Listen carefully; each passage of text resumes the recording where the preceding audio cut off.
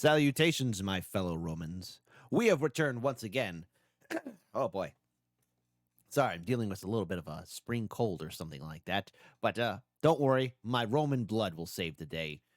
Welcome back here to Americans Learn. My name is Kit, and as all of you know, we are a pro-Roman YouTube channel, and now we have ourselves a special video to check out to get our learn on an unbiased history, and that is from Dovahadi, Augustus, the story of the hero, the man who turned the city from brick to marble.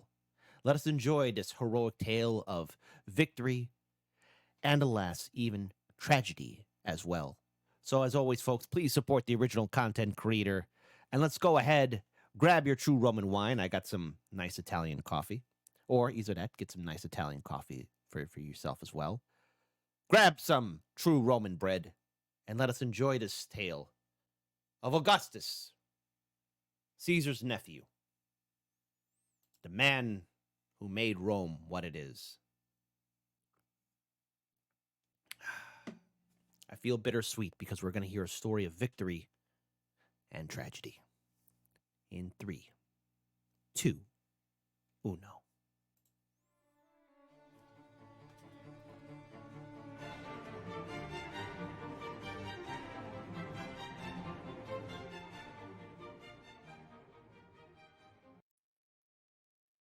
Pain, sadness, betrayal.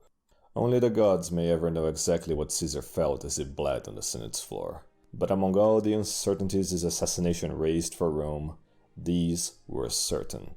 The Senate was dominated by treacherous murderers, the barbarians ready to strike, and its people hid in their homes, awaiting the coming decades of violence, death, and decadence. It was in this world that our hero found himself in. His tale began during the year of Cicero and Hybrida. Oh, God, yeah, Cicero. Cato. Ugh! I hate them so much. Woo!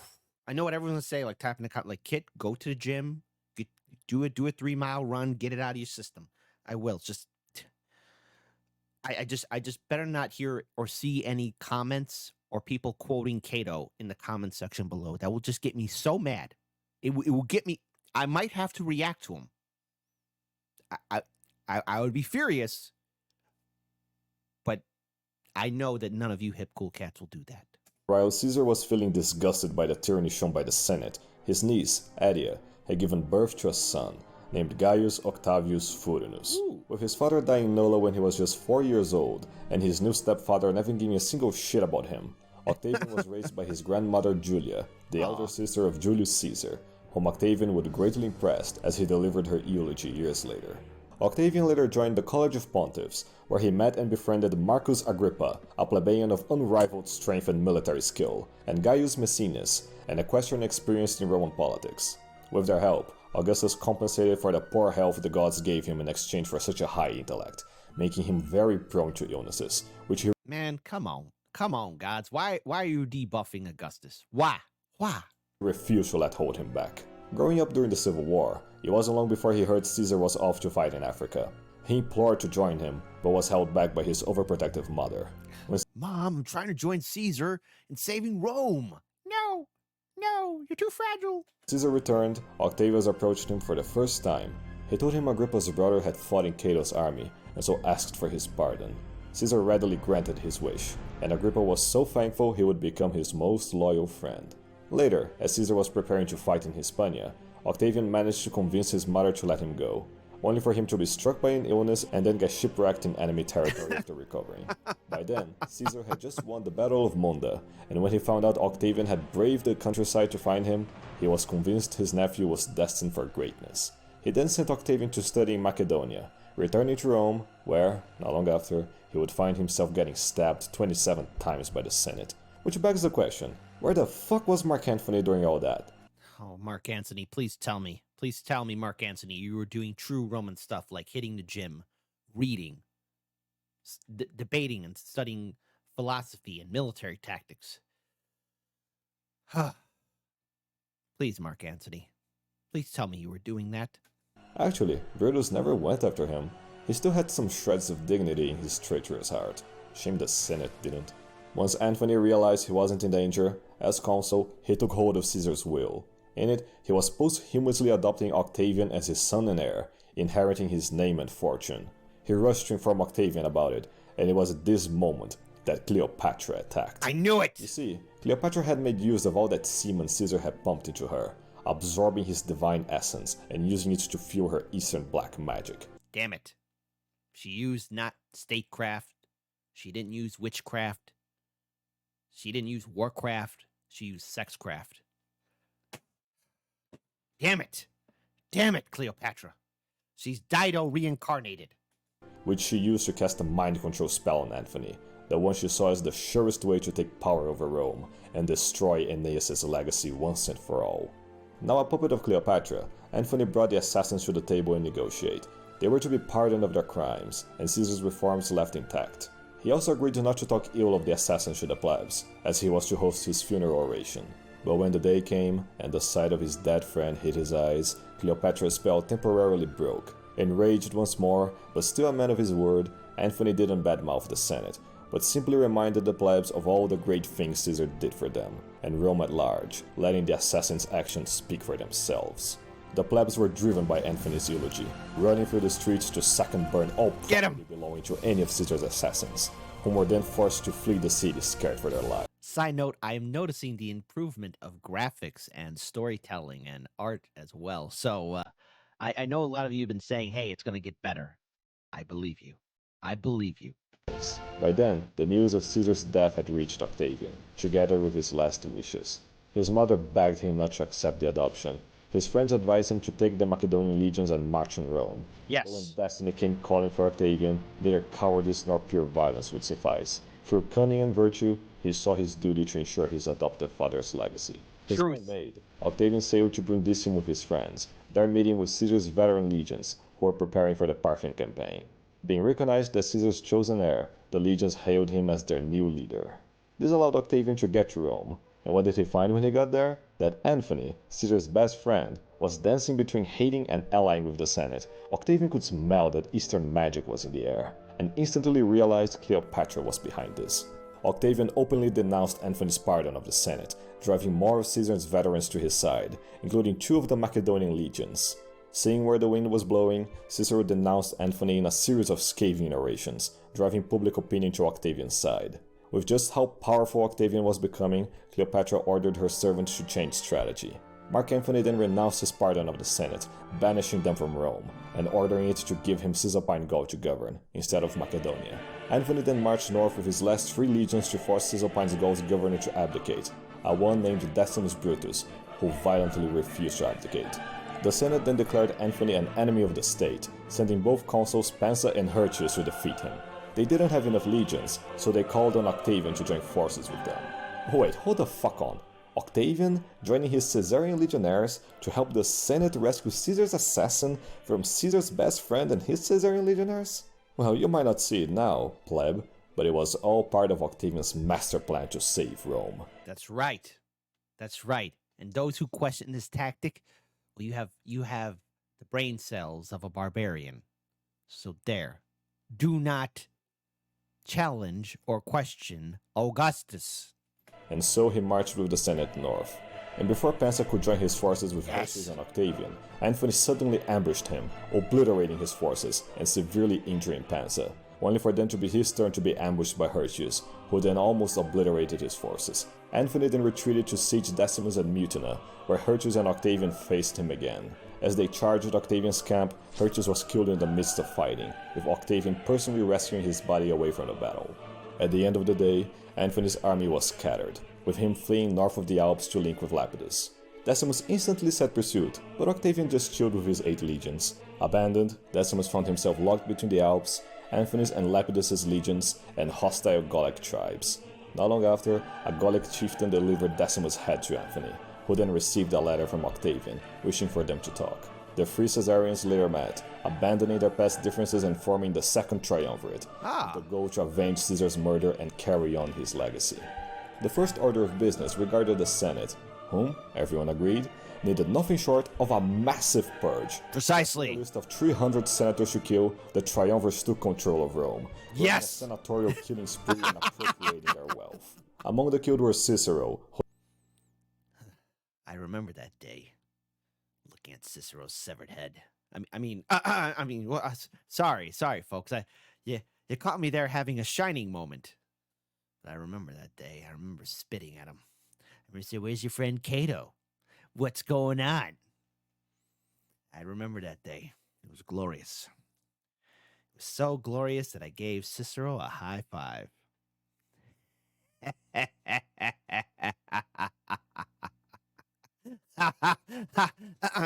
I mean, violence is never the answer. Who later had his hands chopped off and posted on the forum by Antony, just like a true Caesarian would do. With the remaining senators now being a combination of the ones Caesar appointed earlier. All right. Looks like a group of fine gentlemen. And the ones too cowardly to object. Ugh. The Senate proclaimed the Second Triumvirate a legal institution that gave all three members dictatorial authority. To challenge the rule, both Brutus and Cassius had amassed 100,000 legionaries in Macedonia. To confront them, Lepidus agreed to fork over 7 of his legions to Antony and Octavian. And yeah, he just agreed to doing that. No ifs or buts. Some men are just servile by nature. When the triumvirs landed on Greece, the liberators blockaded their supply lines, hoping to starve the troops out as they held on their fortifications between mountains and swamps. But it was through those very swamps that Mark Antony attacked, surprising Cassius' legions and taking over their camp. And when he heard that Brutus had taken over the triumvirs' abandoned camps, he killed himself out of pure spite.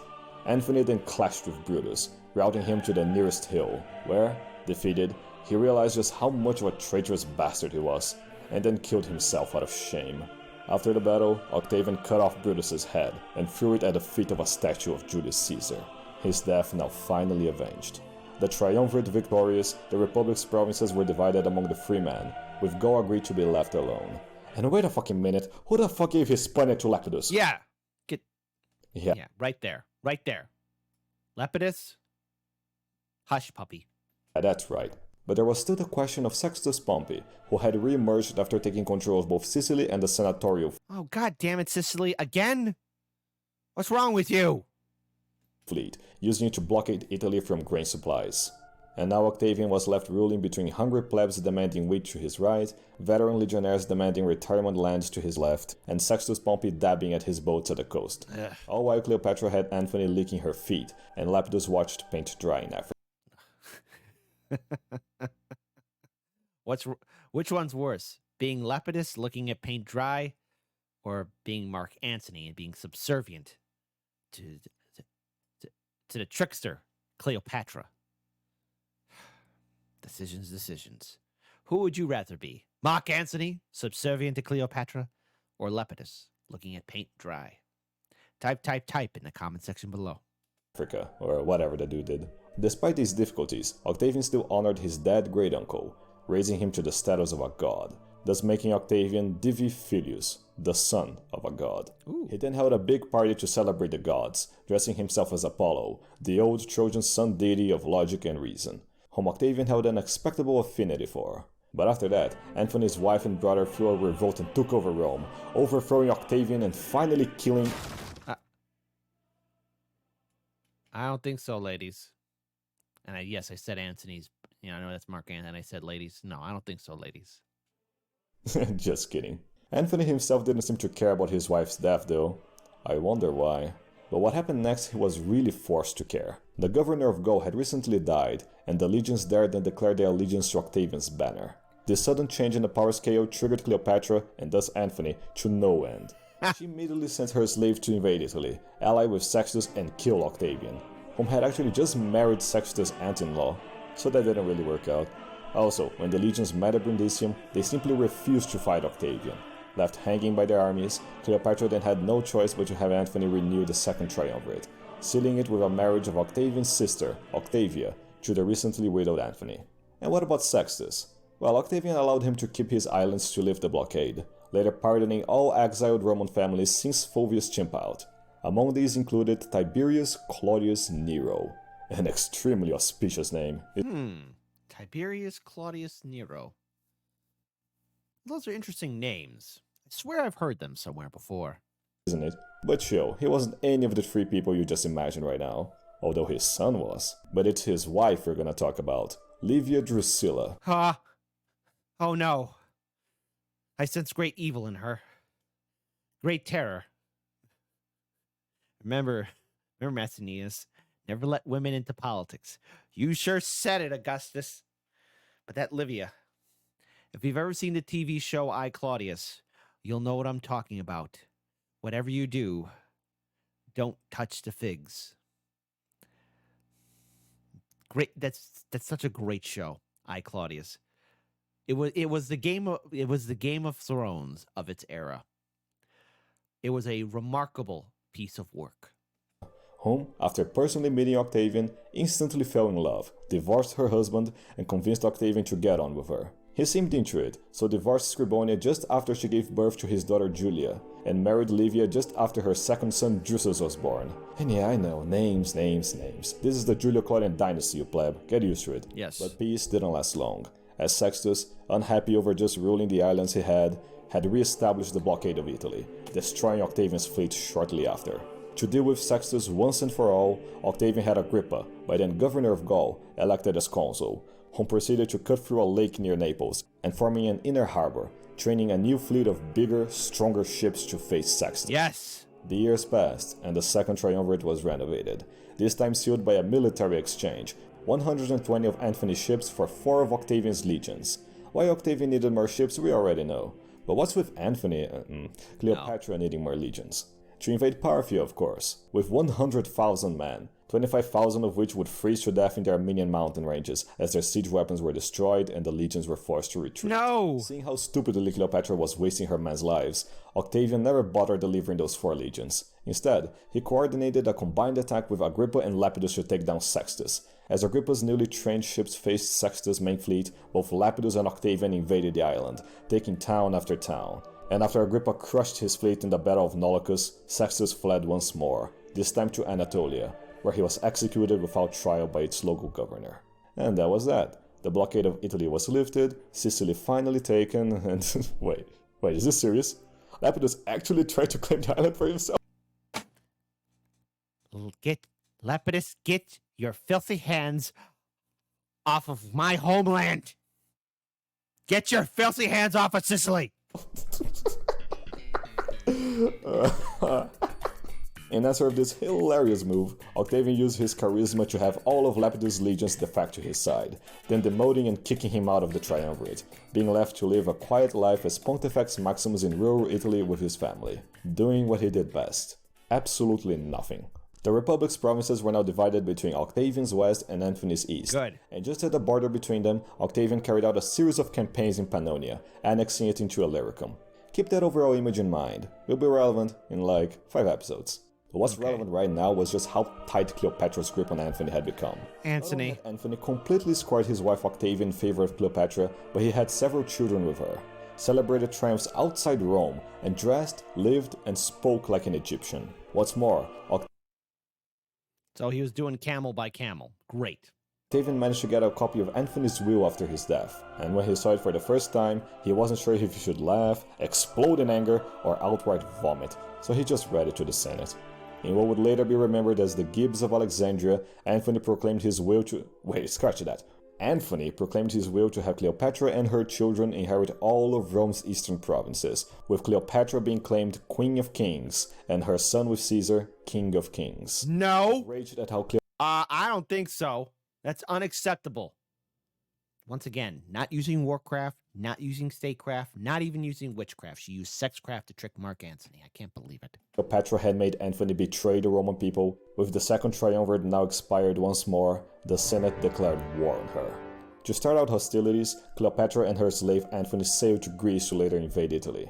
But stopping them short was Agrippa, whom, together with his veteran sailors, had crushed Antony's allied fleets and cornered them into Actium. Cleopatra then eagerly awaited behind the front lines for an opportunity to attack, but her battle plans had been uncovered by Octavian, whom ordered Agrippa to hold his position. With her legions defecting to Octavian's side more and more, Cleopatra ordered Antony to attack. What ensued was nothing short of a massacre. Agrippa's veteran sailors completely annihilated Cleopatra's Yes. fleet, and seeing that defeat was imminent, she cowardly fled the battle through a gap in the lines, followed by her slave all the way back to Egypt. The war was lost. Cleopatra could do nothing but order Antony to muster as many troops as possible before Octavian's arrival, but with all of his generals and troops defecting, there was no point. Unwilling to lift her spell over him, she had him fall on his own sword. But Cleopatra, being a woman, really sucked at suicide, so she just watched Antony wail in agony for a while before he died. A last moment of entertainment before her own time came. Vile, evil woman. Not much later came Octavian, meeting with Cleopatra to discuss the terms of her surrender. In a last-ditch effort, she tried to cast her demonic spells on him. I don't But think as the so. divine descendant of Aeneas, Octavian was completely immune to her eastern tricks, later having her son Caesarion killed, thus depriving her of her last political asset.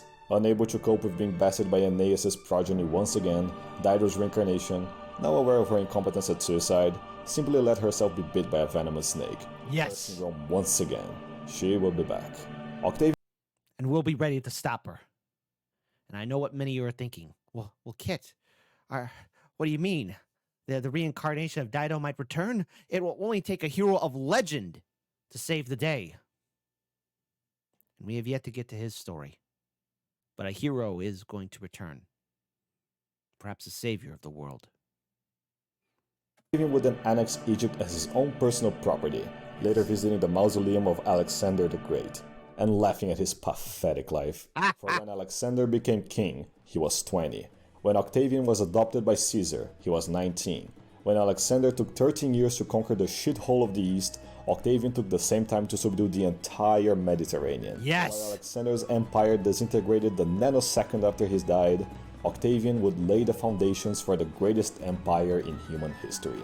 And so, to commemorate his victories, Octavian celebrated 3 triumphs. The first for finally bringing the barbarians of Pannonia to heel. Yes! The second together with Agrippa for BTFOing Cleopatra in Actium. And Absolutely. for the conquest of Egypt, marching Cleopatra's children in chains. Good. Present in these triumphs was his nephew, Marcellus, Octavian's chosen heir, together with his stepson, Tiberius, whom hated triumphs, hated people, hated being alive, but he was Octavian's stepson. Oh boy, Tiberius. You know, I've been taught that if you can't say anything nice about a person, don't say it at all. But Tiberius, man, you are a punk little biatch, okay? I mean, you have no backbone, no soul, always depressed, always bring people down. I mean, every time I looked at you, I always wondered, like, when's the rod that's in this man's butt is going to get that rod out of its butt that's going to get a rod out of its butt? I mean, it's... You couldn't... It was impossible for him to smile, even if you turned his frown upside down. So he had to act a part. But just as Octavian's unrivaled accomplishments and republican virtues made him popular with the plebs, so had he driven his enemies to the edge of envy and resentment. They were revolted by the existence of someone so perfect, even more so one whom they owed their lives to. Unable to bear the thought of Octavian returning to Rome triumphant once more, a conspiracy was born, led by Lepidus the Younger, with... Good. Finally. Kill all Nah, traitors. just kidding. Kill them. With Kill the them civil all. wars now truly over, Octavian demobilized 32 of his 60 legions, paying their retirement with Egyptian gold and keeping the other 28 legions up to secure the provinces. Good. To thank the gods, Octavian built a temple to Apollo, while Agrippa built a pantheon for all gods. It would later be renovated by Hadrian into the form we see today in Rome. Yes. You know, while he wasn't busy either killing Jews, building walls, or fucking twinks. It was in this time that the Aeneid was written by Virgil, a magnificent historical document that detailed the entire saga from Aeneas' departure from Troy to Octavian's rise to power, True. displaying Rome's divine destiny to civilize the world and bring forth an eternity of order. And Perfect. now, with peace having been brought to Rome, Octavian could finally resign his consulship, knowing that he did his part. No, you fool. But once the Senate heard that he planned to resign, they begged him to reconsider, falling on their knees and imploring their master to keep giving them orders. Some men are truly servile by nature. Octavian was reluctant, having no real desire for power, but if the people's representatives proclaimed him so indispensable, then it was his duty to answer their call. In As you 27 should. BC, the Senate convened to grant Octavian 10 years of proconsular authority over Egypt, Spain, Gaul, Syria, Cilicia, and Cyprus, together with the 20 legions in them stationed. And to cement his authority, they granted him a new title, Octavian's full name from there on would be Imperator Caesar Divi Filius Augustus, the Princeps of the Republic and the first Emperor of the Roman Empire. And now that the Republic's institutions had been safely enveloped into the imperial fold, Augustus, as Rome's first emperor, set about the arduous quest of stabilizing the empire's borders, starting with Hispania, whose border war just had to be ended, and Augustus didn't care how many illnesses he caught while doing it. Good. He then had to scorn Messina's away after he revealed some information about a plot to his wife, making him untrustworthy. But he had bigger problems to deal with by then, like that ultra-lethal typhoid fever he just contracted. Come on, Augustus, dude. Hit the gym. Eat some fruits and vegetables, man. Like, now, laying on his deathbed, and with Marcellus being way too young, Augustus proclaimed Agrippa to be the one to succeed his office as princeps. But just as his life hanged on the balance, his medic brought the urn containing Caesar's divine ashes, using it to heal Augustus from his fever. Once healthy again, Augustus oversaw another set of reforms to his position. He had no need to be granted continuous consulships, but humbly asked to be nothing more than a permanent tribune, and proconsular authority in whatever province he physically found himself in. And what's a better way to celebrate it than to have your intended heir die of food poisoning, killed by— It's not what you think, man. Augustus, look into that murder. I mean, look into the murder. I don't want Livia to see me. Y'all think Cleopatra's bad? Livia, don't leave me alone in the room with that woman. I don't want to be left alone in that room with that woman. There's something wrong with her. There's something evil about Livia. by your own wife, no less. Why did she do it?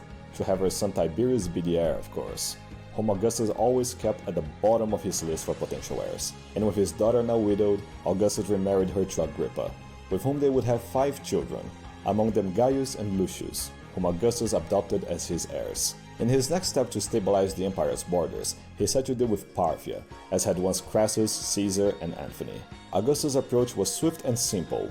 First, he sent Tiberius to restore Armenia as a client kingdom, then started to deploy more and more legions on Syria, then contacted the Parthian king, offering him a choice. He could either return Crassus's ego standards and agree to peaceful relations, or he could refuse, and have war against the full might of a united Rome with vengeance in their eyes.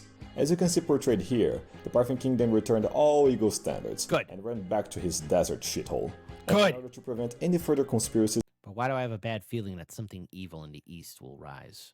While Augustus settled the empire's problems, he created the Praetorian Guard. Historians in the audience know well where this will lead. Let's enjoy it while they were loyal bodyguards, because they won't be for fucking long. But Augustus himself would remain uncorrupted, constantly spending his fortunes to build roads throughout the empire, making so that all roads led to Rome. But there was another issue, beyond the realm of the provinces. It was the hard fact that Rome had become a degenerate cesspool. Great. So they had OnlyFans. They had OnlyFans in the Roman day, but they were fans. They sold fans. Why? What were those ladies doing? Adultery. Long gone were the traditional conservative Roman families with a strong father and an obedient mother that birthed many children. What? These days, most Roman women just spread their legs for anything resembling a dildo, refusing to have many, if any, children at all.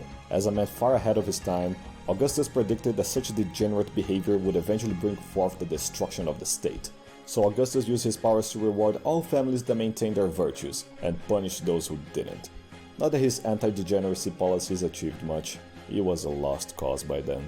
But not for his stepsons Justus and Tiberius though, both of whom married and had their own kids. Among them Germanicus, named so for his father's victories in Germania. Oh, Germanicus and... Claudius. What victories, you ask? Well, you see, after a legate got defeated by some invading Germs in Gaul, Augustus had had enough of the barbarians up north. As he surveyed a map of the northern provinces, he concluded the ideal imperial borders were defined by the Danube and Elbe rivers, providing a near impenetrable barrier from the lawless lands beyond. Perfect. And so, Augustus set towards the quest that would consume the rest of his natural life, civilizing Germania. For this enormous task, he sent both of his stepsons, Tiberius and Drusus, whom assisted each other in finally conquering the Alpine tribes for the empire, extending its borders to include the provinces of Raetia and Noricum. In Raetia, the brothers quickly learned of the Germanic unwillingness of being civilized, expelling as many Germs up north as they could. And while they do that, tell me, you remember Lepidus? He just died about nowish. so Augustus inherited his title as Pontifex Maximus. Good. Just saying. And say, do you remember when Augustus conquered Pannonia? Yeah, he sent Agrippa to mop up some resistance there, only for him to be secretly poisoned by Livia and die just like that. The loss of his Livia! most trusted general and closest friend broke the emperor's heart, and it was all downhill from here. To secure his family's integrity, Augustus made Tiberius divorce his wife and marry Julia, whom he hated for being an adulterer whore, but the emperor didn't know, so didn't understand why Tiberius was complaining so much as he took command over Pannonia. All while Augustus spent his days campaigning over the Rhine, slaughtering all Germans he could find between it and the Elbe, including the Cherusci, whose prince he took as hostage.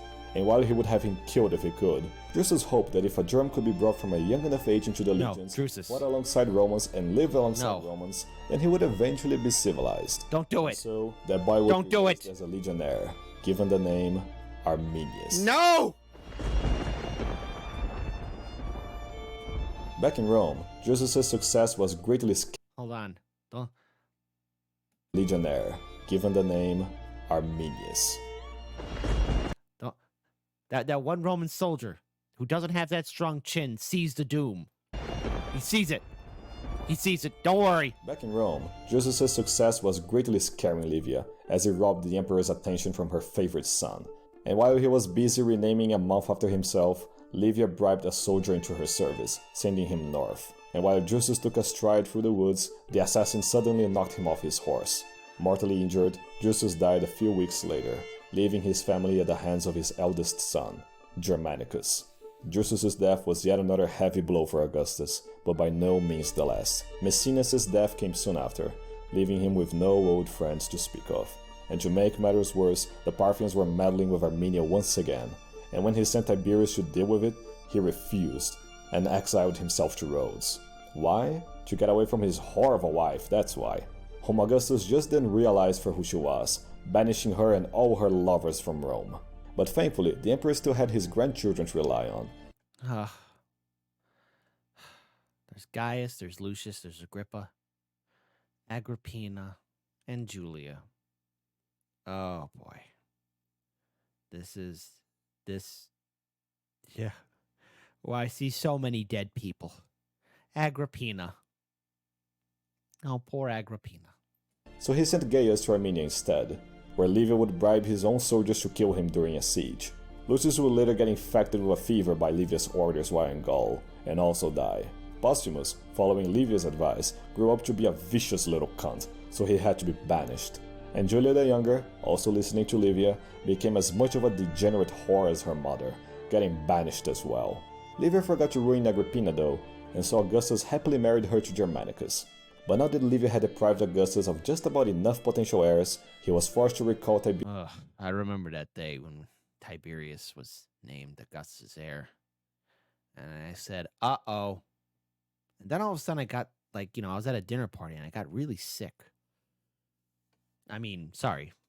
Had another shining moment. Tiberius to Rome as his heir, whom, after hearing of Julia's banishment, had no more reasons to exile himself. The only condition was that Tiberius adopted Germanicus as his heir, so that the empire would be ruled by Julians again after him. Yeah, Germanicus won't be long for this world.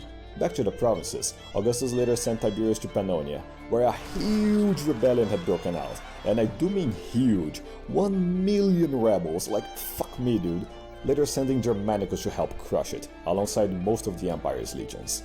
During the revolt, Arminius would distinguish himself as a competent and loyal soldier, later being promoted to serve beside the new commander of the 3 remaining Rhine legions. Publius Quintilius Varus. Oh God.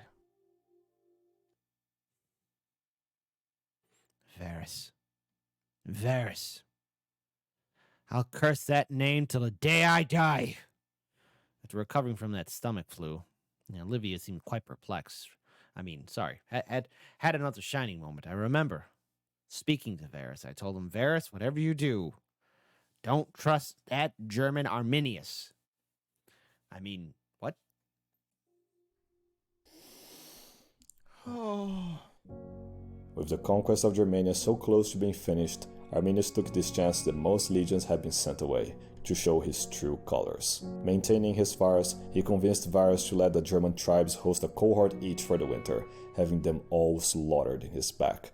Later telling him of a fake rebellion in the north, deep inside the Teutoburg forest. No! Honor-bound and dismissing his officers' alerts, Varus went down the path Arminius had suggested, crossing a swamp while out of the nation, surrounded by dark forests, and right into his ambush. With a genocidal drive inherent to their being, the Germanic hordes overran the Romans, slaughtering all the defenseless soldiers, hunting down the survivors in the forest, live sacrificing the officers to satiate their evil gods of chaos, and destroying every last shred of civilization the Romans had brought with them beyond the Rhine. Betrayed and beaten, Varus grabbed hold of his sword and took his own life. When news of the catastrophe reached Augustus, the emperor was broken for a final time, traumatized by the sheer evil displayed by the Germans. He secluded himself in the imperial palace, stopped eating for days and shaving for months. His mission to civilize Germania had failed. The ideal imperial borders would never be reached. Forever the Germs would remain as the irredeemable enemies of all that is civilized and good. True. As his last years passed by, Augustus would occasionally lay on a dark corner of the wall and scream.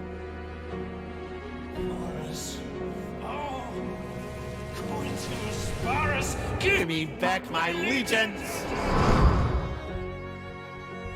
Give me Corner of the wall and scream.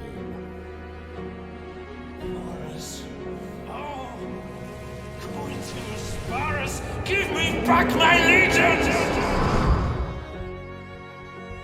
At the height of his depression, he would pay a secret visit to his last living grandson, Postumus, who had by then repented of his violent ways. But Livia quickly found out and chose to secure his position as heir once and for all. As Augustus traveled through Italy, he passed by Nola, the city his biological father had died in so long ago, eating away the figs he so enjoyed. But by then, his wife's poison had already kicked in. Augustus struggled as long as he could, but he continued to lose strength, his mind slowly wavering. After a lifetime of transforming Rome from a city of bricks into one of marble, he whispered his final words. "Have I played the part well? Then applaud as I exit." Farewell, Caesar.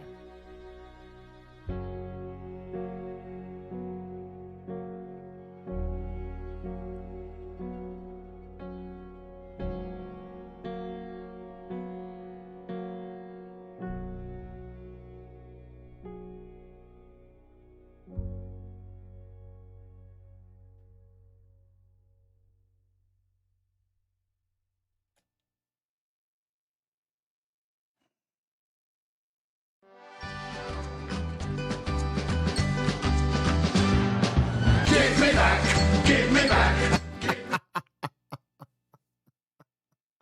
Give back me legions. I ain't seen the lads since they went off to German regions. Give me back the army. If I don't see them boys again, then no one will go for me.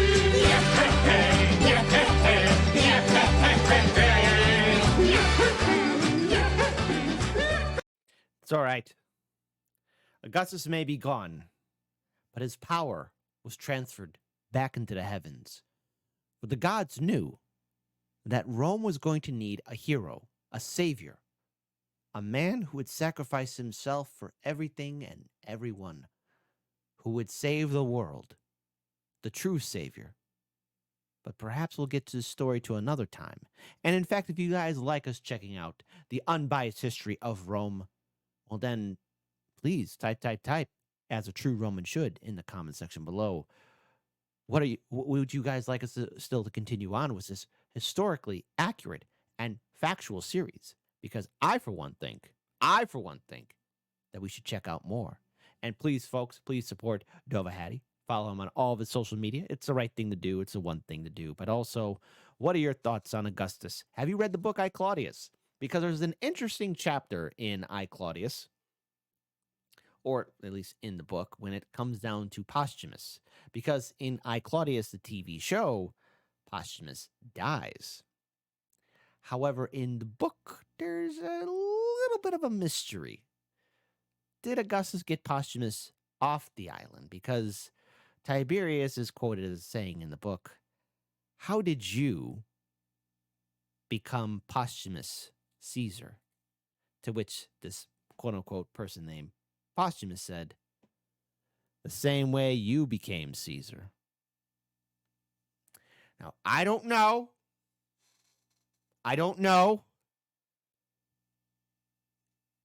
Maybe Posthumus escaped.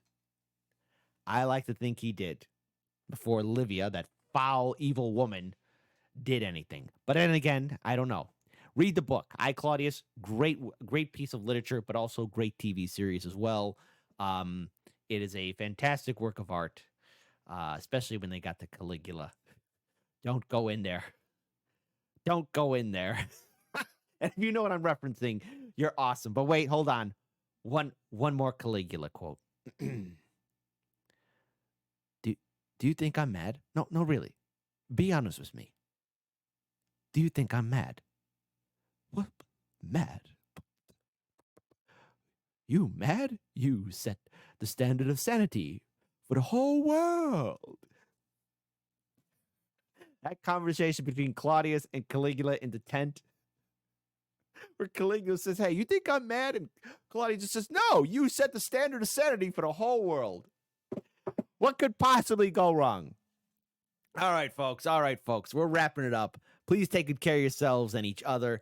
Eat some Roman bread, drink some Roman wine, have some Roman coffee, keep your heads on a swivel, and don't trust anything or anyone from Germania.